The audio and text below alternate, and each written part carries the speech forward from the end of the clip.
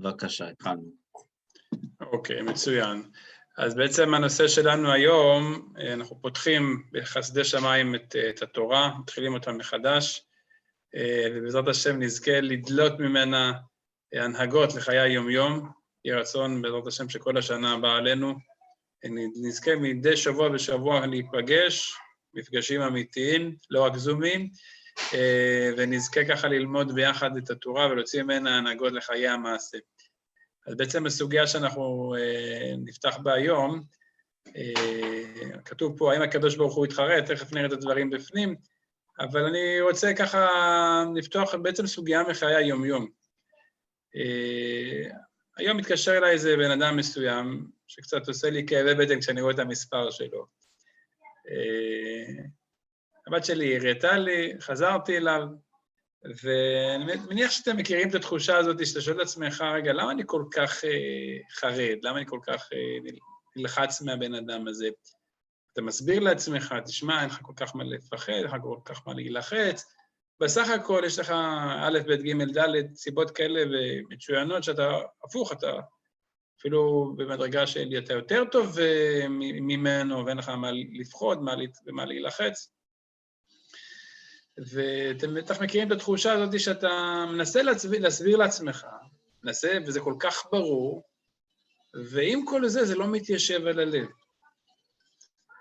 יש איזה בן אדם שגר פה לידי, ואותה נקודה, אני יוצא לבחוץ, אני מרגיש שזו נקודה של קושי מולו, ואני מנסה להסביר לעצמי, רגע, תשמע, אין לך מה להסתכל עליו, אין לך מה לקנות בו, אין לך מה כי א', ב', ג', ד', יש לך את כל הסיבות הטובות שבעולם, שמראות לך שאתה דווקא כן מוצלח, ואתה דווקא כן בן אדם טוב.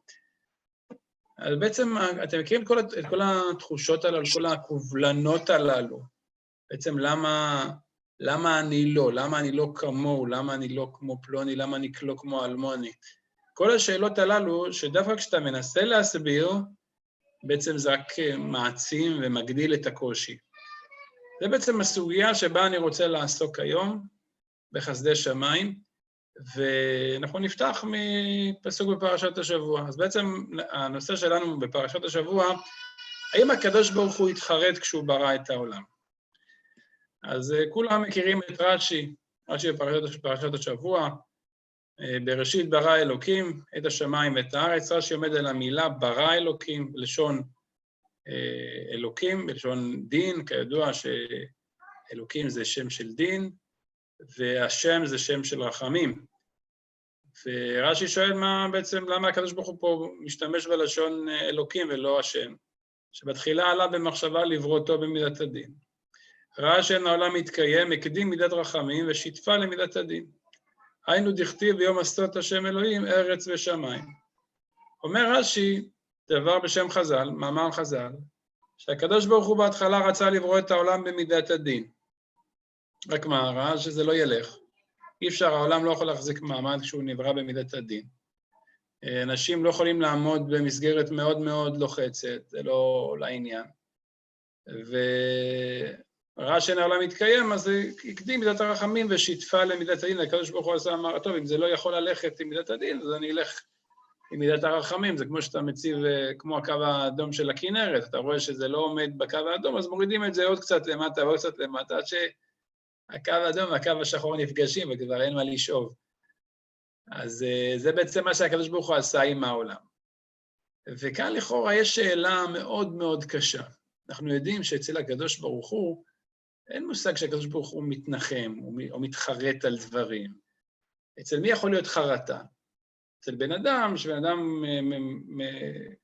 אדם מתכנן לעצמו איזה תכנון מסוים, חושב שהדבר הזה יצליח. בסופו של דבר מתברר שהדבר הזה לא יצליח. הוא תכנן, היה איזה זוג שהייתי צריך לחתן אותם היום. ובאולם, ביבנה, וכמו שאתם רואים, אני יושב איתכם פה בבית ומעביר זום, אז כנראה שהחתונה לא התקיימה. תכננו משהו, אבל זה לא יוצא לפועל. אז אצל מי יכול להיות חרטה? אצל מי שהדברים אצלו לא ברורים, הוא לא מתכנן את העולם. יש סדר, העולם מתקיים, לעולם יש סדר משלו, ואתה מתכנן דברים, והקדוש ברוך הוא, וזה לא יוצא. אבל אצל הקדוש ברוך הוא, שהוא מגיד מראשית אחרית, סוף מעשה מחשבה תחילה, הוא מלכתחילה יודע מה יהיה בכל רגע נתון, אז איך שייך להגיד אצל הקדוש ברוך הוא חרטה? הקדוש ברוך הוא מתחרט? כאילו, האם יש מצב, האם יש מציאות כזאת, שהקדוש ברוך הוא מתחרט על מה שהוא עשה? זוהי בעצם השאלה שהרבה מרבותינו עמלים עליה לנסות להבין את הנקודה הזו. באה תורת חיים, אחד מהמפרשים על בבא קמא, ואומר דבר מאוד מעניין. אומר התורת חיים, תשמע. באמת, לכאורה הוא מציג את הקושיה כמו שאתם רואים בשורה השלישית, לכאורה קשה, מהי כמש ולן, קרא מה שעלה במחשבה התברך, וצריך לומר כדי פירשנו למחשבתו התברך קיימת. וכשהוא דן את הצדיקים, במידת הדין בלבד הוא דן אותם, כמו שעלה במחשבה לפניו, כפי שהן יכולים להתקיים על פי שורת הדין. בעצם, אומר התורת חיים, דבר מאוד מאוד מעניין. כשהקדוש ברוך הוא ברא את העולם, אז מלכתחילה הוא ברא את העולם בשביל הצדיקים. הוא ברא את העולם ברמה כזו, שהצדיקים, כן, מהצדיק אפשר כן לתבוע רמה מאוד מאוד גבוהה. בכיתה מסוימת יש אנשים, יש תלמידים שהם מאוד מוכשרים, אתה יכול לתבוע מהם רמה מאוד גבוהה של הצלחה, אתה יכול לדרוש מהם ללמוד X חומר ולצפות שהם יצליחו בלימוד של החומר ויקבלו ציונים כאלה ואחרים. לא כאלה ויש כאלה שהם יותר חלשים. כשהקדוש ברוך הוא ברא את העולם, אומר התורת חיים, אז הוא ברא באמת בשביל אותם אנשים צדיקים, הוא ברא את העולם ברמה כזאת שהוא דורש מהעולם להיות מושלם בכל התרי"ג מצוות. אלא שבתחילה עלה במחשבה לפניו לדון את כל העולם בכלל על פי שורת הדין. כיוון שראה שאין העולם כולו מתקיים, שיתף רחמים לדין, מיהו הצדיקים כיוון שיכולים להתקיים כדקאי קאי. אומר התורת חיים, זה לא שהקדוש ברוך הוא פתאום ביטל את מידת הדין. הקדוש ברוך הוא, אחרי שהוא ראה, הוא ברא את העולם, הוא רצה לדון את כולנו במידת הדין, הוא ראה שבעצם אי אפשר לדון את כולם במידת הדין, אז הוא השאיר את מידת הדין לצדיקים. באמת את הצדיקים הוא דן במידת הדין. כלומר, באמת יש פה איזה שינוי מסוים אצל הקדוש ברוך הוא. כלומר, זה לא שדבר, זה כך לפי התורת חיים, אבל השינוי שקרה, שבעצם הקדוש ברוך הוא דן את הצדיקים במידת הדין, את כל העולם הוא שיתף את מידת הרחמים. זה יוצא פה דבר מאוד מאוד מעניין, שלצדיקים, הקדוש ברוך הוא תובע מהם ברמה מאוד מאוד גבוהה, וסביבה ונסערה מאוד, חז"ל אומרים, שהקדוש ברוך הוא מדקדק עם צדיקים כחוט השערה. יש דרישה מיוחדת מאדם שהוא צדיק. אבל עם אנשים רשעים, עם אנשים משאר העולם, חס ושלום נקרא רשעים, משאר העולם, הקדוש ברוך הוא דן אותם במידת הרחמים. ופה הוא מביא את הגמרא שכולם מכירים, גמרא בסוף מנחות, הגמרא שם מספרת שפעם הקדוש ברוך הוא, משה רצה מהקדוש ברוך הוא לראות, ביקש מהקדוש ברוך הוא שיראה לו את העולם, יראה לו דור ודורשיו. הקדוש ברוך הוא יושב עם משה ומקרין לפניו את כל הדורות, מקרין לפניו את הדור של יהושע ואת הדור של שמואל וכו' של כל שאר הצדיקים. באמצע שהם רואים את העולם, פתאום רואים את הדור של משה רבנו. וטוב, שואל משה את הקדוש ברוך הוא, מי זה? אומר לו, זכיה בן יוסף שמו, שעתיד לדרוש על כל קוץ וקוץ, הוא יכול להסביר את התורה, הוא מסביר בתורה לא רק את הדברים הגדולים שבתורה, אלא כל נקודה בתורה הוא יכול להסביר. אמר לו, שאל משה את הקדוש ברוך הוא, מה השכר של אדם כזה? אם יש פה אדם כזה גדול שיכול להסביר אפילו תגי אותיות, אז מה בעצם השכר שלו? הרי נסחרו. אמר לו, חזור ולאחוריך. למה? ראה ששוקלים את בשרו במקולין. מה לפניו ריבונו של עולם, זו תורה וזו שכרה. אנחנו יודעים שסופו של רבי עקיבא היה סוף מאוד טרגי, מאוד קשה, מאוד אכזרי. רבי עקיבא לקחו מסרקות של ברזל וסרקו את בשרו במסרקות של ברזל, מוות מאוד, מאוד מחריד.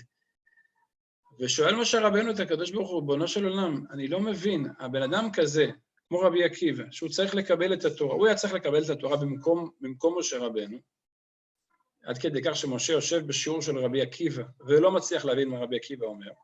בן אדם כזה נענש בעונש כזה, מקבל מיתה כזו איומה? מה אומר לו הקדוש ברוך הוא? תשובה מאוד תמוהה. אומר לו הקדוש ברוך הוא למשה, שתוק, כך עלה במחשבה לפניי. מאוד מוזר, תשובה מאוד מאוד מוזרה.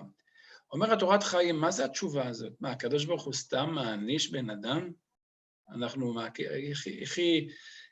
אומרים, אנחנו בעשרת ימי תשובה אמרנו, המלך המשפט, במשפט יעמיד ארץ, הקדוש ברוך הוא מלך ששופט כל דבר ודן את כל העולם במציאות של משפט מדויק. אז איך אצל רבי עקיבא כביכול התפספס המשפט? אומרת תורת חיים לא.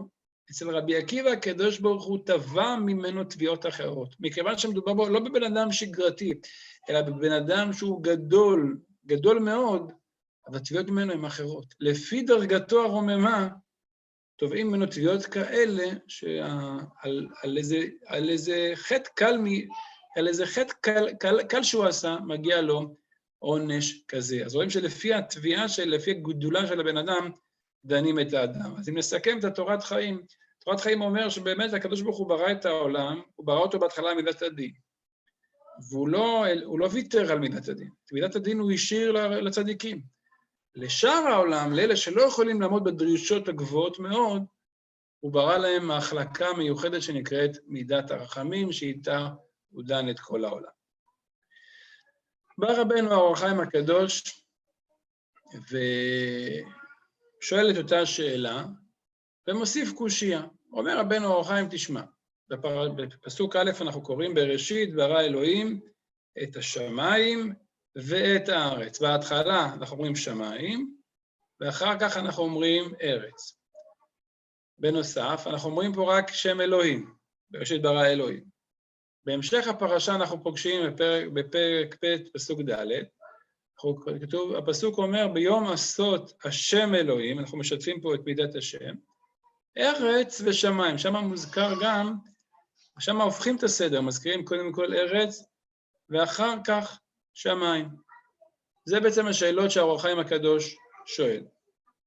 אומר האור החיים, תשמע, באמת הקדוש ברוך הוא ברא, יש לו פה שתי מהלכים. המהלך הראשון שאומר האור החיים, אומר דבר כזה, בהתחלה הקדוש ברוך הוא ברא את העולם במידת הדין, שם של אלוקים, בראשית ברא אלוהים, אלוהים זה מידת הדין, פירוש של מידת הדין, בלא שיתוף הרחמים.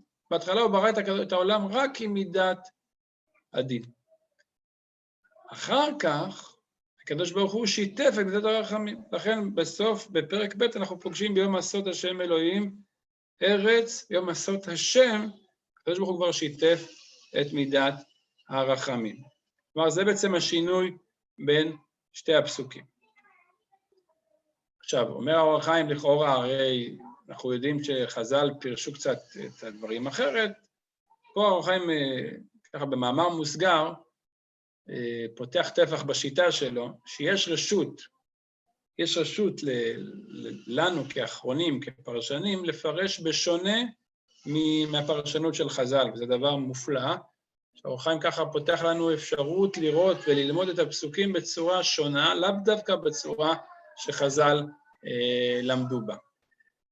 אבל הוא ממשיך ואומר, אכן דע, כי כוונת שיתוף הרחמים תסבול בית עניינים. האחד, כי השם ירחם לפעמים למי שיחפוץ לרחם מבלי ידו במשפט.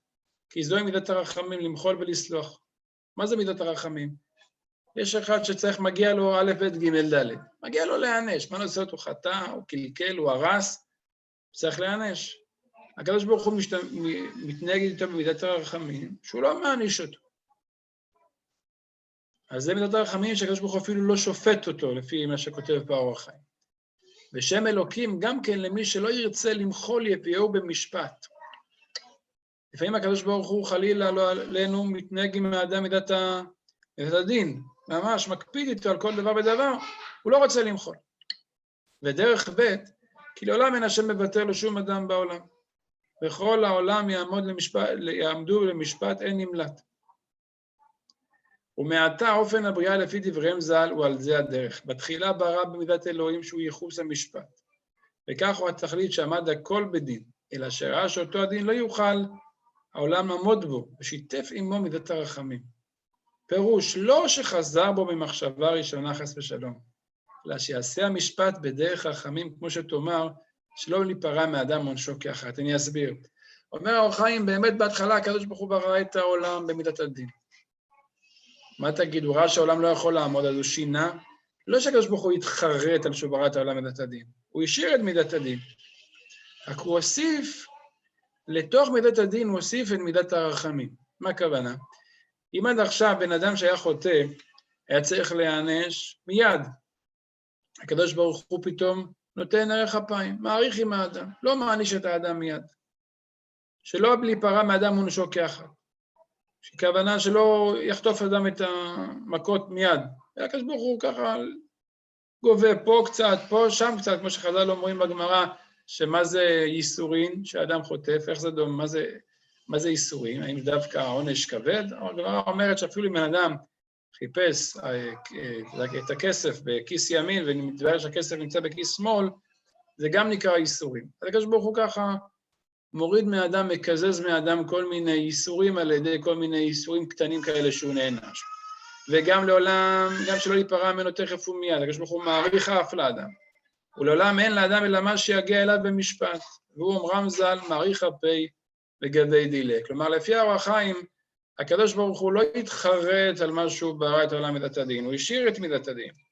רק הוא הוסיף לתוך מידת הדין איזו מערכת שנקראת רחמים, שאפשר גם אחרי שדנת את הבן אדם, אתה יכול להתנהג ולהעריך אף איתו. אני תמיד רגיל לספר שלפני 3-4 שנים, יצאתי מהבית, בדיוק קנינו אוטו, עזרנו ככה לפסח להורים, לא קנינו אותו, זה לפני שקנינו אותו, ושכרתי רכב, ובחברת השכרה היה רכב רק של 5 מקומות, ברוך השם אנחנו משפחה גדולה, אני נוסע בדיוק 40 שניות, יצאתי מהכביש, מהבית, אני פונה ימינה, פתאום רואה אותי שוטר סיור, הרכב כולו היה חשוף, חלונות חשופים, לא חלונות ככה שאתה לא רואים את מי שנמצא בתוך האוטו, ורואה אותי שוטר סיור, ככה מסתכל על האוטו, מנסה לספור ראשים, כנראה היה קשה לו מדי לספור, רגיל לספור 5 אצבעות, ולא הצליח לספור אותה יותר מזה, ואומר לי, טוב, תעצור בצד. אני אומר, תעצור בצד, אני מעודי, לא עצרו אותי על הריגת יונה, על מה לעצור בצד?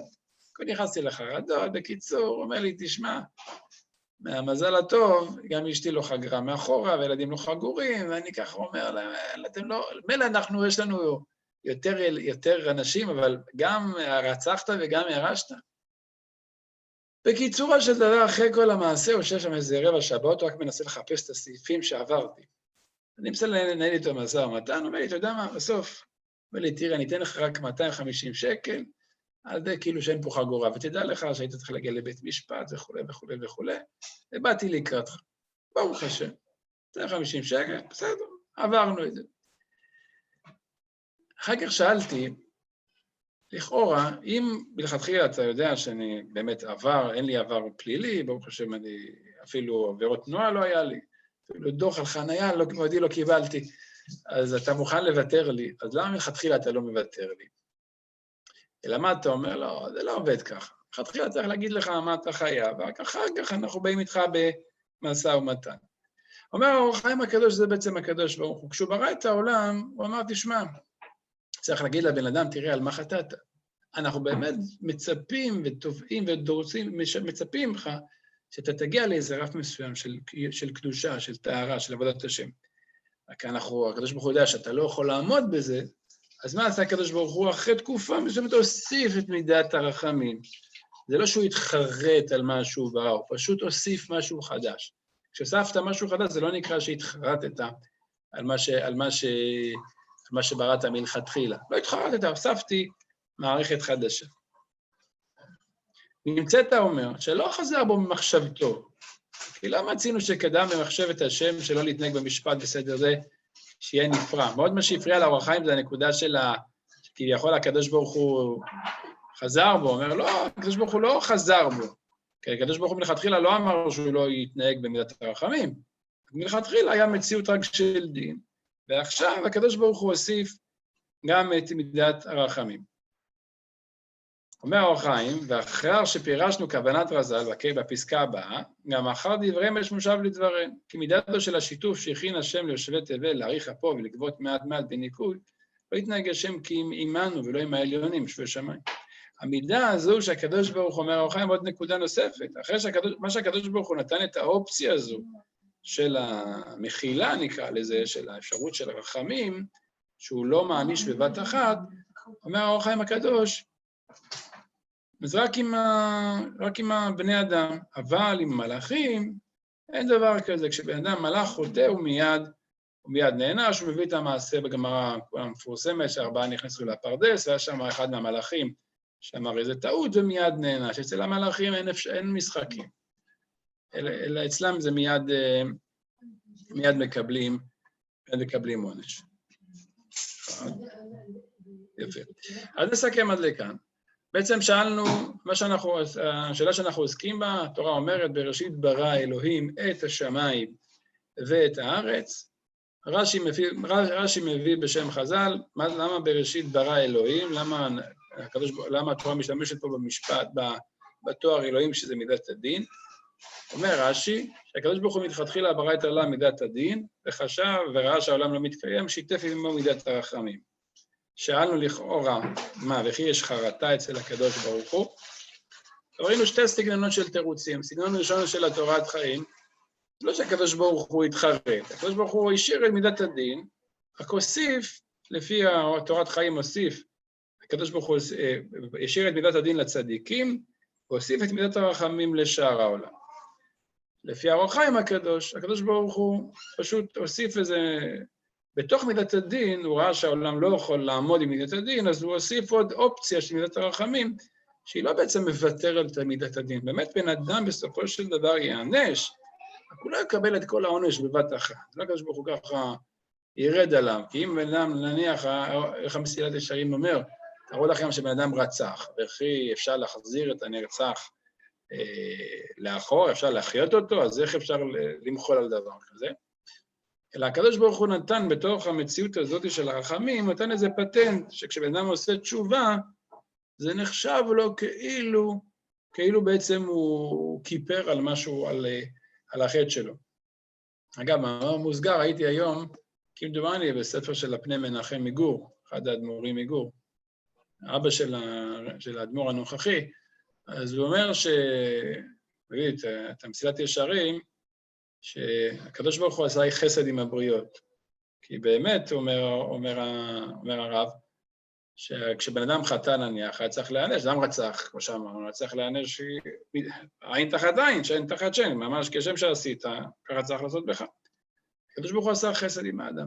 מכיוון שבן אדם מורכב מגוף ונשמה, אז הקדוש ברוך הוא אמר, תשמע, אם אתה עוקר את הרצון שלך, היה לך רצון לחטוא, נכון? בן אדם כשהוא חטא, אז החטא מורכב משתי חלקים, מהגוף של האדם שהוא חוטא, ומהרצון של האדם, שאדם רוצה, וזה בעצם הרצון, זה הנשמה.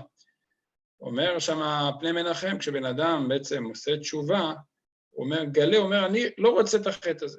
אז הוא בעצם מנתק את הנשמה מהמעשה, ואז נשאר רק מעשה של הגוף בלי נשמה. זה בעצם כאילו ניתקנו את כל המעשה של החטא.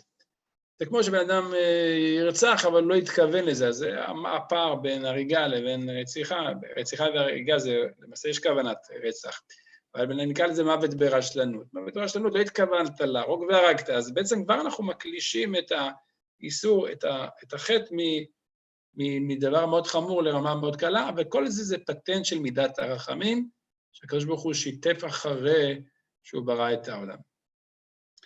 בא רבנו החידה, ואומר הסבר מעניין. אומר החידה, תשמע, נשמות הצדיקים קדמו לעולם, וכפי זה נמצא במחשבתו יתברך לברוא העולם, מתחילה הייתה לברוא הצדיקים. אומר החידה, הוא עושה מעין הרכבה של התורת חיים והאור החיים הקדוש. אומר החידה, כשהקדוש ברוך הוא ברא את העולם, למעשה הוא ברא את העולם בשביל הצדיקים. כי הוא רצה עולם שעובד כמו שצריך.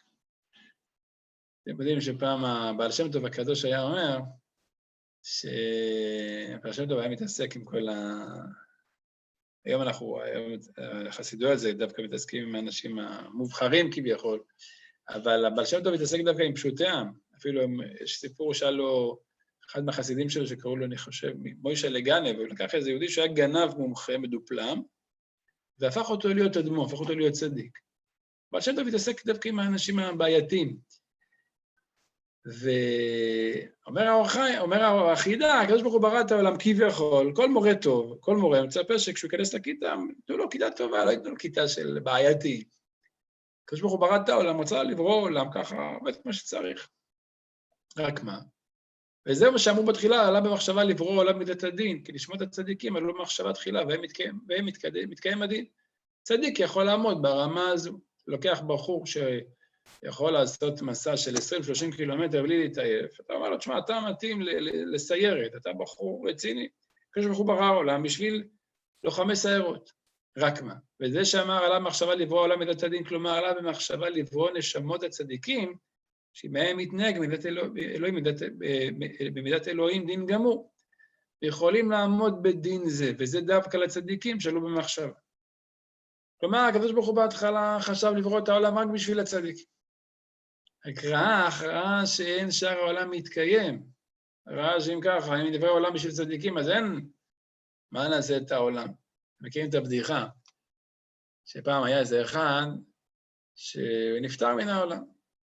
הגיע לבית דין של מעלה, טוב, שופטים אותו, אומרים לו, תשמע, אתה, זה מקרה יחיד בדורו, פעם ראשונה קורה לנו דבר כזה. מה קרה? בוא לו, תראה, שמנו את כל העבירות שלך על המשקל בצד אחד, כל המצוות שלך בצד שני, אנחנו רואים שזה ממש שווה בשווה, אין אפילו עבירה אחת שיכולה להכריע את הכף לחובה, ואין מצווה אחת שיכולה להכריע את הכף לזכות. אז מה עושים במקרה כזה? בוא לו, תשמע, אנחנו לא יכולים להחליט, אתה תלך תבחר, תפגול, לך לגן עדן, לך לגיהנום, תבחר לך איפה אתה רוצה להיות. טוב, הולך בהתחלה לגיהנום, רואה שם מלא אנשים, יש שם די-ג'יי, סיבה, כולם שם רוקדים, בירות, וויסקי, אנשים שמחים. בסדר, ראה נחמד, אבל אמר, טוב, אולי אני אלך לראות גן עדן, כל כך הרבה בעולם שמעתי על גן עדן, אני אלך לראות מה הולך שם, הולך, אתה יודע מה, הולך שם, הולך לגן עדן, רואה איזה 3-4 צדיקים יושבים, בלי די-ג'יי, בלי שום כלום, בקושי איזה מי עדן, אוכלים קרקרים, הבא חזר לבית דין, אומר להם, כאילו, מה נסגר איתכם? אני לא מבין מה הולך פה, תגידו, פה זה עולם האמת או עולם השקר? הוא לא, מה קרה? אומר להם, שמה בגן עדן, הבאתי להם די-ג'יי, הבאתי להם אוכל טוב, פה בגיהנום, ואתם השקעתם, ואילו בגן עדן לא השקעתם. אמרו, אתה חושב שבשביל 4 אנשים אנחנו נביא די-ג'יי ואוכל? משקיעים איפה שיש ציבור. בקיצור, הקדוש ברוך הוא אמר, תשמע, מה לעשות? הצדיקים זה מיעוט. אנחנו יודעים, צדיקים זה מיעוט. אז מה יעשה שאר העולם? זה הקדוש ברוך הוא טוב. נוסיף במידת הרחמים כדי ששאר העולם יתקיים. עד למעשה, אם נסכם עד לכאן את התורת חיים, האורח חיים והחידה, בעצם שלושתם עומדים על הנקודה של למה הקדוש ברוך הוא איך יכולה להיות חרטה אצל הבורא. אז התורת חיים אומר, הקדוש ברוך הוא בעצם לא למעשה, לא יתחרט, אלא ברא את העולם מלכתחילה, ברא את העולם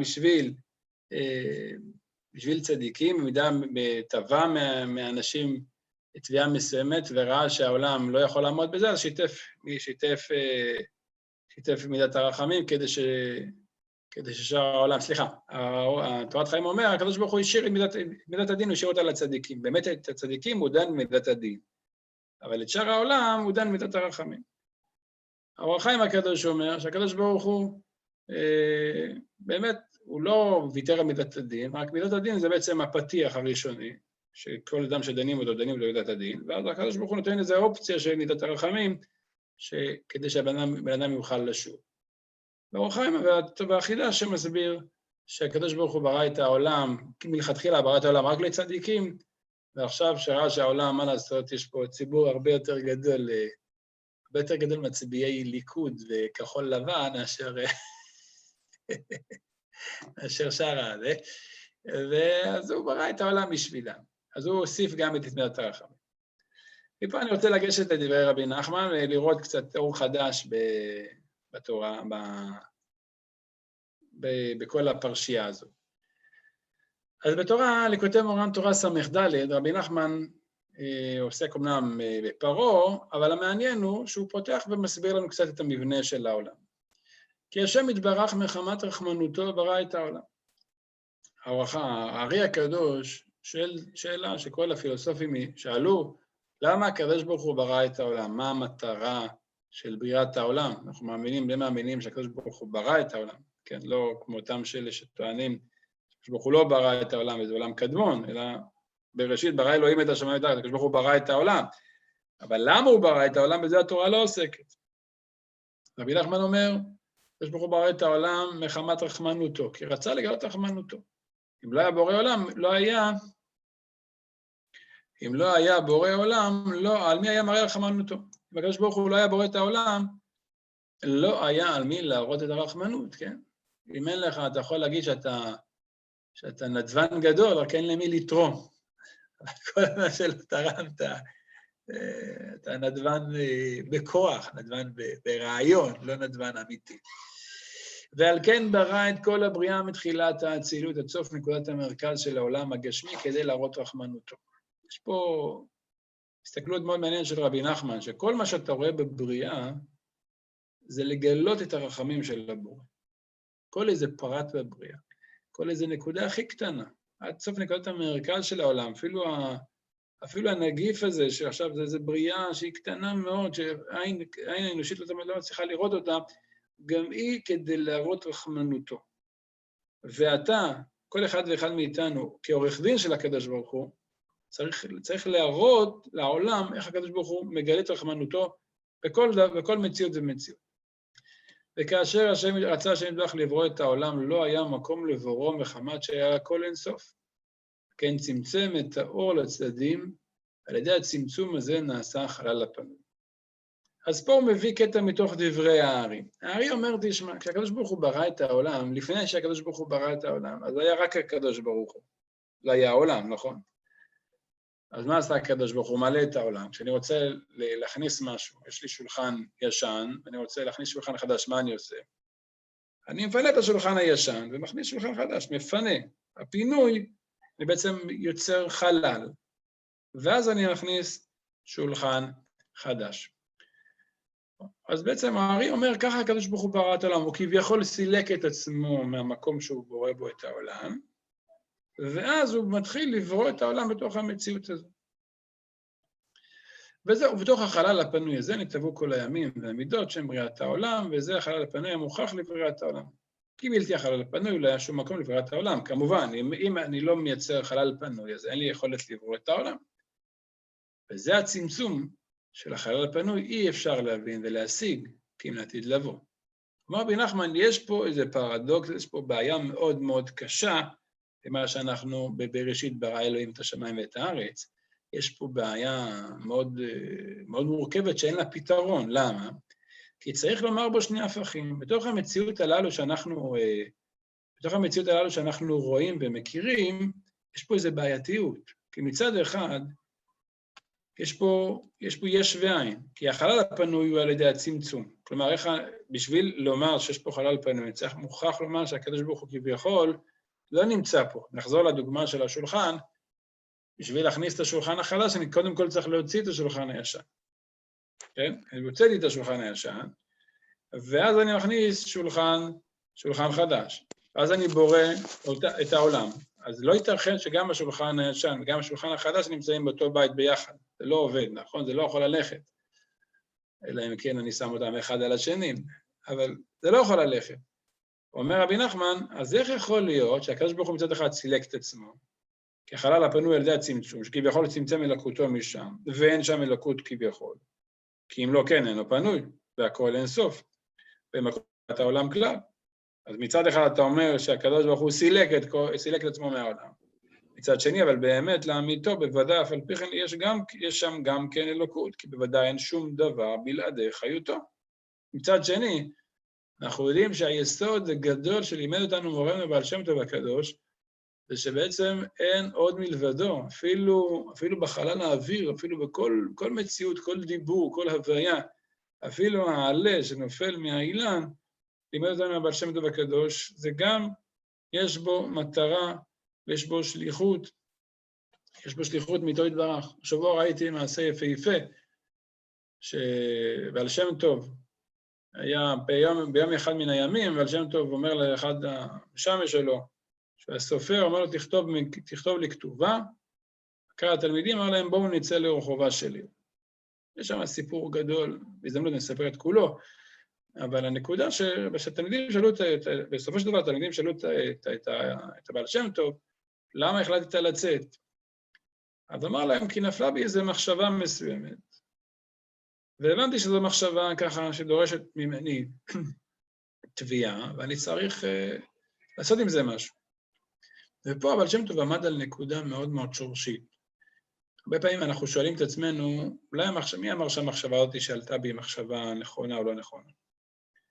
שם הבעל שם טוב אומר שאם זו מחשבה שאתה מרגיש, זה לא מרפא ממך, מחשבה שאתה ככה חוזרת לך.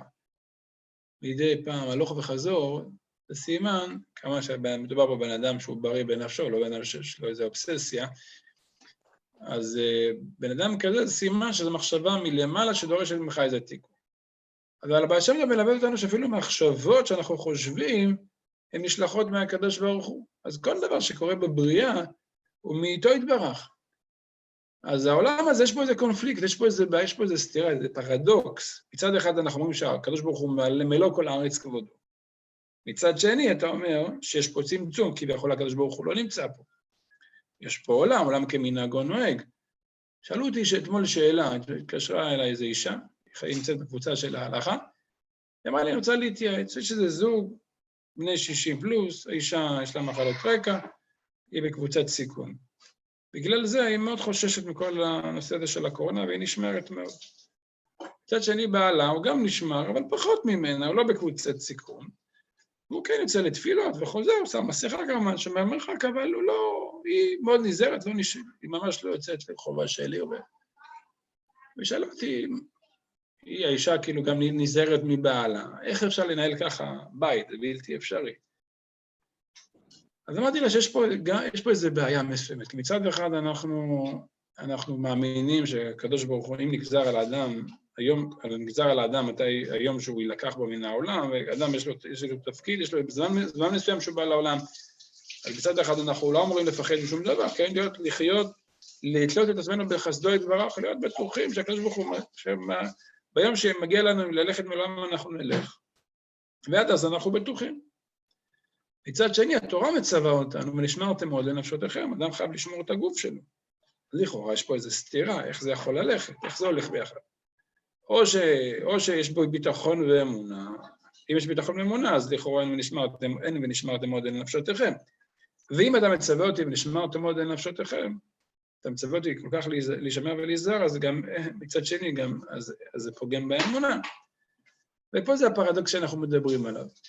אז אמרתי לה אתמול, תשמעי, אנחנו חייבים מצד אחד לחזק את האמונה שלנו בקדוש ברוך הוא, אבל מצד שני אנחנו חייבים להישמע להוראות של מה שהרופאים מצווים אותנו, כי הקדוש ברוך הוא ציווה ורפוא ירפא, מכאן שניתנה לרופא רשות לרפוא. הקדוש ברוך הוא בתורה הניח איזו סתירה שהיא מובנית בתוך המערכת.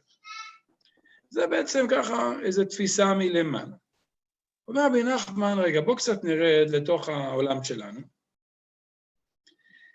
ופה אני קצת נוגע באיזו נקודה ככה של אפיקורסות, פעם דיברנו על זה, בכלליות אומר רבי נחמן, יש שתי סוגים של שאלות שאנשים שואלים בעולם.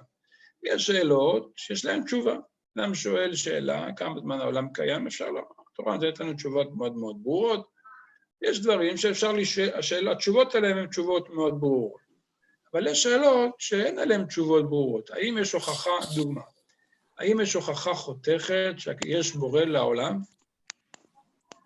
אין הוכחה חותכת. הרמב"ם ניסה להוכיח ולא כל כך יצא הוכחה חותכת. רבי יהודה הלוי אולי בגלל זה לא ניסה להוכיח, טען שההוכחה שלנו שיש בורא לעולם, כי הוא פשוט נגלה אלינו ודיבר איתנו. זה ההוכחה שלנו שיש בורא, לא שאנחנו יודעים, לא יש לנו איזו הוכחה שכלית שהקדוש ברוך הוא ברא את העולם ב6 ימים. אז אין לנו איזו הוכחה חותכת על בריאת העולם, מצד שני גם אין הוכחה שאין בורא. יש איזו מציאות שהיא מאוד, מאוד בעייתית, אין פה איזה דברים ברורים. אז אומר רבי נחמן, יש שאלות שכשאתה שואל אותם אתה מסתבך. השאלה מכניסה אותך לאיזה אפיקורסות, לאיזה בלגן. ולמה? כי הבעיה היא בתוך השאלה עצמה. השאלה עצמה היא מאוד בעייתית. אז אני נכנס, בהגדרה של רבי נחמן, נכנס לתוך החלל הפנוי, לתוך אותו מקום שבבריאה מורכב מאיזה פרדוקס. כי בבריאה עצמה, כמו שאמרנו בפסקה הקודמת, יש פרדוקס, פרדוקס מובנה בבריאה. יש איזה דבר שהוא לא ברור, שקדוש ברוך הוא הניח אותו מעצם היות הבריאה, יש פה איזו נקודה בעייתית. וזה גם מייצר שאלות בעייתיות. אומר רבי נחמן בקטע הבא, שבשאלות הבעייתיות הללו, הם מאוד, כדאי לא לשאול אותם, למה? כי כשבן אדם שואל את השאלות הללו, אז הוא בעצם נכנס לאיזה אפיקורסות כזו, שהוא קורא לה, כל בעיה לא ישובון. אפיקורסות, פסוק במשלי, שאין על זה תשובה. כשבן אדם נכנס לתוך השאלות הללו, הוא מאוד מאוד קשה, מאוד מאוד קשה שהוא יעשה תשובה, מאוד הוא נכנס למין איזה בעייתיות, שמאוד קשה לו לשוב בתשובה מהמקום הזה. השם יתברך, ממלא כל עמים, סובב כל עמים, נמצא שהוא כביכול בתוך כל העולמות, הוא חוזר בעצם להסביר את אותו פרדוקס שנמצא בעולם. ופה אומר רבי נחמן, שעל ידי אמונה, אז איך אנחנו מתמודדים עם השאלות הללו? והנה על ידי אמונה שמאמינים שהשם יתברך ממלא כל עמים וסובב כל עמים, ומאחר שהוא סובב כל עמים, אם כן שגם החלל הפנוי בעצמו נטבע בחוכמתו יתברך, ודאי יש גם בלקותו, על כן, דלק קשורה, על כן הם עוברים על כל החוכמות והקושיות והאפיקורסות שם מחלל הפנוי. כי יודעים שבוודאי אי אפשר למצוא להם תשובה. אומר רבי נחמן, פה אנחנו משתמשים באמונה.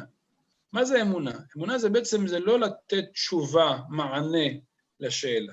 לפי רבי נחמן, אמונה מבוססת על הכוח של האדם להאמין כשהוא לא מבין. רבי נחמן חוזר על זה בכמה תורות, שבעצם האמונה זה לא בעצם לא כשאני יודע לתת תשובה ולהוכיח שיש בורא לעולם, זה שייך לגדר אחר, לגדר שנקרא ידיעה, אלא לגדר שאני, למרות שאין לי תשובה, אני מאמין כי פגשתי את הבורא, כי אני יודע שהוא קיים, לא כי יש לי הוכחה שכלית חותכת, אלא כי אני מאמין מכוח דברים אחרים, מכוח מפגשים, לא מכוח שכל. וזה בעצם הכוח של האמונה שיכול להתגבר גם על אותם בעיות, גם על אותם פרדוקסים, נקרא לזה, אותם פרדוקסים שמובנים בבריאה שאין להם מענה שכלי, אפשר להתגבר עליהם גם על אותם אפיקורסות, על אותם חוכמות שאינם חוכמות, אפשר להתגבר על אותה אמונה. לסיום אומר רבי נחמן, תשמע, אחדה. אם יש צדיק גדול שהוא בחינת משה, הוא צריך דווקא עליהן מדברי האפיקורסות. הצדיק הגדול צריך לשאול את השאלות הללו, להיפגש עם הקושיות, ולנסות להיות באותו מקום, אפילו שאין לך תשובה, לא לפחד מהשאלה, אפילו שאין לך תשובה. למה? כי על ידי זה אתה יכול לשלוף משם האנשים שנפגשו עם הקושיות הללו. רבי נחמן כידוע בסוף ימיו הגיע לאומן, ופגש שם, דווקא נכנס לבית של האפיקורסים באומן, נהל איתם משא ומתן, וניסה ככה לשאוב אותם לתוך המקום של האמונה. ופה רבי נחמן מגיע לגמרא שהזכרנו מקודם. הגמרא עם משה רבנו ששאל על מיתת רבי עקיבא, זו תורה וזו זכרה. השיבו לו, שתוק, כך עלה במחשבה. ופה רבי נחמן שואל את השאלה, לכאורה מה זה התשובה הזו? מה, הקדוש ברוך הוא, זה מה שהקדוש ברוך הוא אומר, שתוק, כמו שאתה, לפעמים הילד שלך שואל אותך שאלה, אתה אומר לו, שתוק, לא רוצה להגיד לך. מה זה הדבר הזה? זו תשובה שהקדוש ברוך הוא נותן למשה רבנו. אומר רבי נחמן ברסלב, יש פה עומק גדול מאוד מאוד מאוד. היינו שאתה צריך לשתוק ולבלי לשאול תשובה ותירוץ על קושיה הזו. על הקושיה הזאת שהיא קושיה קיימת, אתה יודע איך אתה תמצא לה פתרון? כשאתה תשתוק. אלא שאלת את הקושיה, הפתרון יגיע כשאתה תשתוק. כי כך עלה במחשבה שהוא למעלה מן הדיבור, רק אתה צריך לשתוק על השאלה הזאת, כי הוא בבחינת עלה במחשבה, שאי אפשר, שאין שם דיבור ליישב אותה. כלומר, יש רמות כאלה של שאלות, שאין מילים שאני יכול להסביר לך, אני יכול ליישב את דעתך ולומר לך, להסביר לך את זה בשכל, למה זה בסדר מה שקרה. כמו למשל השואה. זה דבר שהשכל האנושי לא מצליח ליישב ולהבין ולהסביר למה דבר כזה, איך הקדוש ברוך הוא עשה דבר כזה, והרג 6 מיליון מטובי העמו, מאדמו"רים וצדיקים וחסידים וקדושים וטהורים, אין בזה היגיון. אומר רבי נחמן, נכון. השתיקה פה, היא תעלה אותך לרמה שמעל הדיבור, מעל היכולת להכניס דברים במילים. כן. מחילה, אז בעצם אם זה היה כתוב שתוק, כך תעלה המחשבה. בעצם שתוק, פסיק, כך תעלה המחשבה. נקודה. שתוק, אומר רבי נחמן, ככה אתה תעלה לרמה של מחשבה. בדיוק. כשבן אדם מוכן לשתוק, הוא עולה בעצם לרמה יותר גבוהה, שנקראת מחשבה, שברמה הזו יכולה להיווצר מענה, יכול להיווצר מענה. זה בעצם התשובה של רבי נחמן. מפה אני רוצה לחזור למה שאנחנו פתחנו. פתחנו במה שכל אחד ואחד מאיתנו נפגש בחיי היום-יום. בן אדם יוצא לרחובה שלי, הוא פוגש איזה בן אדם, האדם הזה גורם לו להתכווצות בלב.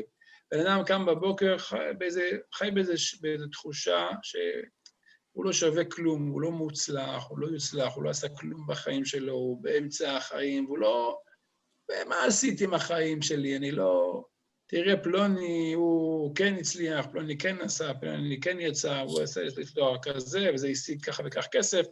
כל מיני שאלות כאלה, למה הוא כן ואני לא? שאלות על למה הוא. זה בעצם השאלות הללו שעולות אצל האדם.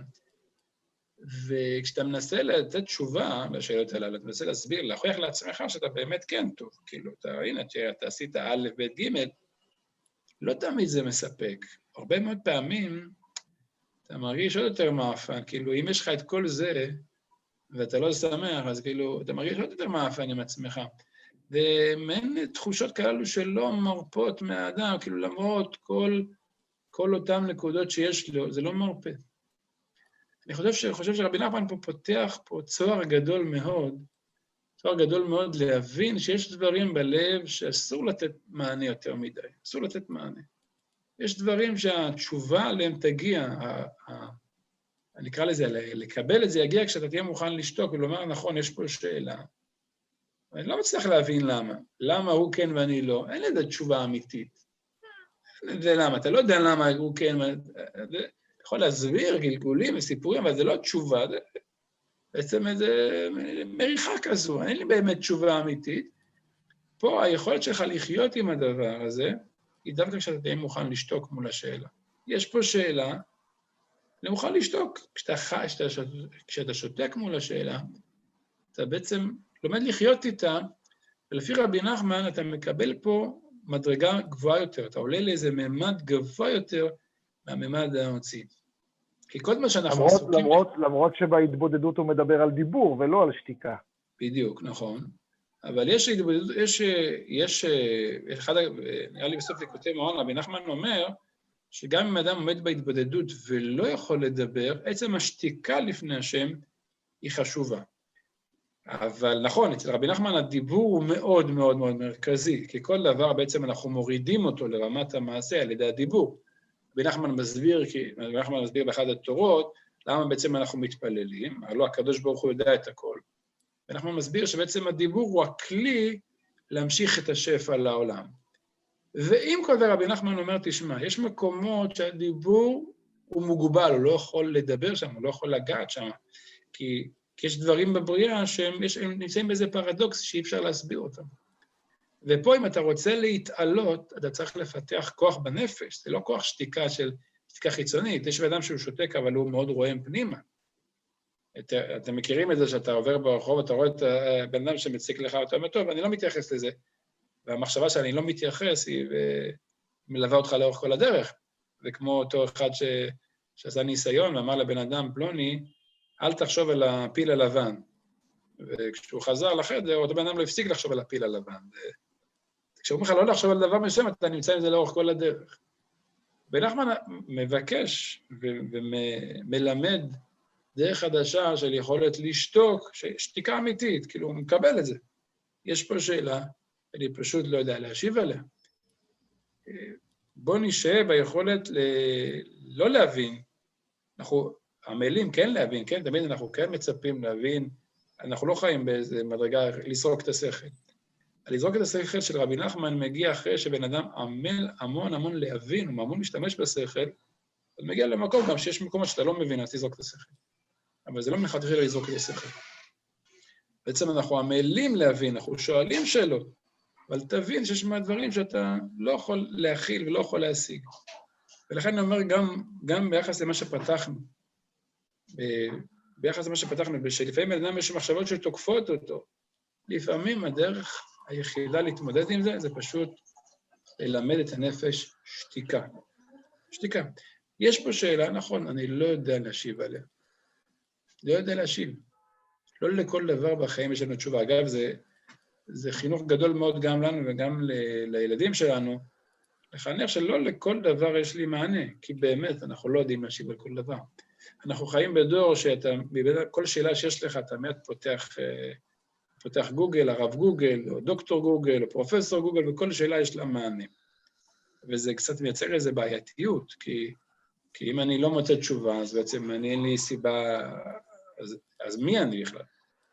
רבי נחמן פה מגלה פה איזה פן של בתחילת התורה, בראשית ברא אלוקים את השמיים ואת הארץ, שנכון, בתוך המציאות של הבריאה הזאת, בריאה זה יש מאין, הוא ברא בתוך החלל הזה, הוא ברא שמיים וארץ, הוא ברא מציאות של חלל מצד אחד, הוא ברא, כי לא היה לפני, יש פה חלל, מצד שני יש פה שמיים וארץ, יש פה איזה פרדוקס, יש פה איזה סתירה, והקדוש ברוך הוא מצפה ממך שאתה כבן אדם תלמד להתגבר ולטפס על גבי המכשולים האלה. אז אלה היו דברינו, נסיים שבאמת נזכה, בעזרת השם, כמו שככה התחלנו בסימנה טובה, עם הספרדים, לפחות המרוקאים, אומרים תחילת התורה בסימנה טובה, שהלימוד הזה יהיה לנו בסימן טוב, ובעזרת השם נזכה להוציא ממנו הנהגות לחיי היום-יום, כי זה בעצם עיקר התורה. יכולת שלנו לחיות וללמוד את התורה הלכה למעשה, ובעזרת השם, יהיה רצון ששבוע הבא ככה נתראה פנים מול פנים, אמן. שכל הסגר הזה יהיה כבר מאחרינו, בסייעתא דשמיא, בבריאות איתנה, ואריכות ימים לכולם, שיהיה שבת שלום ומבורך. שלום, שבת שלום הרב. שלום, תודה. שלום, יישר כוח. יישר כוח לדוב, לאכסניה, יישר כוח לאופיר, על כל הדחיפה וההפעלה של כולם, ולכל מי שהשתתף, ברוכים תהיו. כל טוב. תודה רבה, שבת שלום. שבת שלום.